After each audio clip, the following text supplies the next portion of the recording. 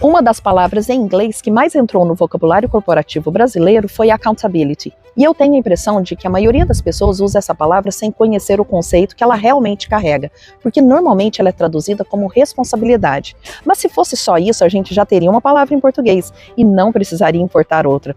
O que torna accountability interessante é justamente aquilo que não cabe perfeitamente na tradução. Responsabilidade é cumprir uma tarefa. Accountability é assumir a autoria do cumprimento dessa tarefa e também das consequências dela. E é aí que a coisa fica interessante, porque quando alguma coisa dá errado, existe uma pergunta que aparece quase que automaticamente. Quem foi o responsável? E muitas vezes essa pergunta vem acompanhada de outra intenção. Quem errou? Quem falhou? Quem é o culpado? Mas accountability muda completamente o foco da conversa. Ela não ignora o que aconteceu, mas direciona a atenção para uma pergunta muito mais útil. Quem vai assumir a solução daqui para frente? Percebe a diferença? Uma pergunta procura culpado e a outra procura os donos da solução. E isso muda completamente o comportamento.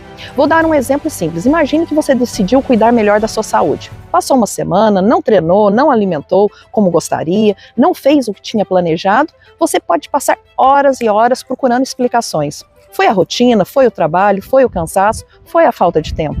Ou você pode assumir accountability e dizer, ok, isso aconteceu, agora o que eu vou fazer para corrigir essa rota? Percebe a mudança? Você sai da busca por justificativas e entra na construção de soluções. E isso vale para a sua saúde, para relacionamentos, para equipes, para empresas e para a vida.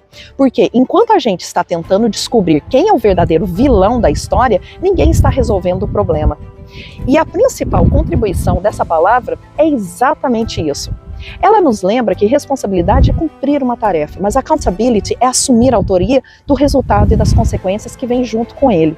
E foi por isso que eu trouxe esse conceito para a nossa série, porque algumas palavras carregam formas diferentes de enxergar o comportamento.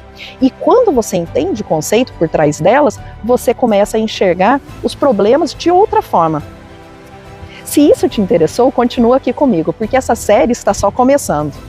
Esse foi o Equilíbrio em Movimento de hoje.